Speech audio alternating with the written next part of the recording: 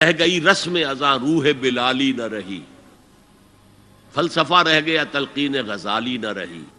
یہ قرآن کا بھی ہم اسے رسم الخط کہتے ہیں، رسم الخط، اور یہ حضرت عثمان کے زمانے میں فائنل ہوا ہے کہ یہ اس طریقے سے لکھا جائے۔ تو عبدیت کے اظہار کے لیے کچھ رسومات ہیں، جس میں سے ایک پر گفتگو ہو چکی ہے، قنوت،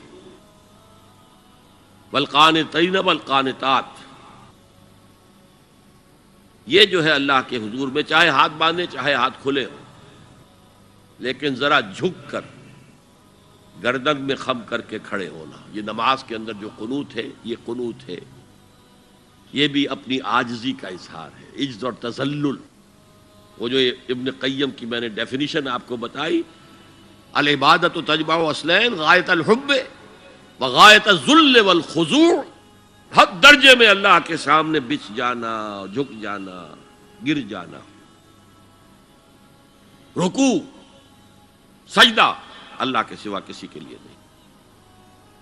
اور اس معاملے میں دین محمدی جو اپنی تکمیل کو پہنچ گیا، الیوم اکملت لکم دینکم واتممت علیکم نعمتی ورضیت لکم الاسلام دینا، آ حضور کی بعثت سے قبل سجدہ تعظیمی جائز تھا، کسی شخص کی تعظیم کے لیے، اس کی عزت کے لیے اس کے سامنے سجدہ کرنا جائز تھا۔ حضرت یوسف کے سامنے ان کے والدین اور 11 بھائی سجدے میں گر گئے، بچپن میں خواب دیکھا تھا اور 40-50 سال بعد اس کی تعبیر بالفعل ایک اس واقعے کے طور پر سامنے آ گئی۔ سجدہ کرنا، جھکنا، سجدہ کرنا، یہ جائز تھا سجدہ تعظیمی۔ حضور پر شریعت مکمل، توحید مکمل، اب ہر نوع کا سجدہ حرام مطلق ہے سوائے اللہ کے کسی کو۔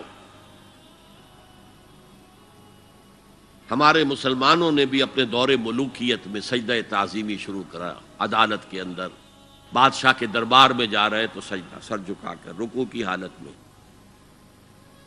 یا آپ کے پڑوس میں جو حیدرآباد کی ریاست تھی، سلام کیسے کرتے تھے، کتنے جھکتے تھے، اور پھر وہ جھک کر وہ سلام ہو رہے۔ یہ مشرکانہ فعل ہے، مغلیہ دربار میں بھی تھا۔ شیخ احمد سرہندی رحمۃ اللہ علیہ نے کہا غلط ہے، حرام ہے، جائز نہیں۔ دربار میں شکایت پہنچ گئی، آخر مخبری کرنے والے بھی تھے، حاسد بھی تھے، وَمِن شَرِّ حَاسِدٍ إِذَا حَسَدَ، طلبی ہو گئی، بلایا گیا دربار میں، حاضری،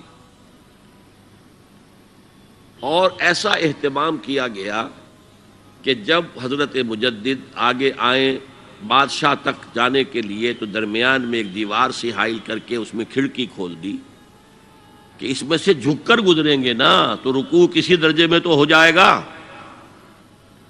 رکوع بھی سجدے ہی کی ایک شکل ہے، سجدے کا ہاف کہہ لیجئے، لیکن یہ کہ جب آیات سجدہ آتی ہیں قرآن مجید میں تو عام نمازوں میں میں دیکھتا ہوں کہ وہ آیات سجدہ والی آیات پڑھی نہیں جاتی، حالانکہ ان کی ایک خاص کیفیت ہے۔ تراویح میں تو پڑھی جاتی ہے، لیکن پہلے بتا دیتے ہیں کہ یہ دوسری رکعت میں یا پہلی رکعت میں سجدہ آ رہا ہے تو لوگ تیار ہوتے ہیں۔ لیکن رکوع بھی اگر فوراً ہو جائے آیت سجدہ کے بعد تو اس سے بھی اس سجدے کا حق ادا ہو جاتا۔ بہرحال حضرت شیخ مجدد رحمۃ اللہ علیہ دربار میں آئے تو اس کھڑکی میں سے پہلے پاؤں گزارے، پھر اپنا سر نکالا، پھر جیل میں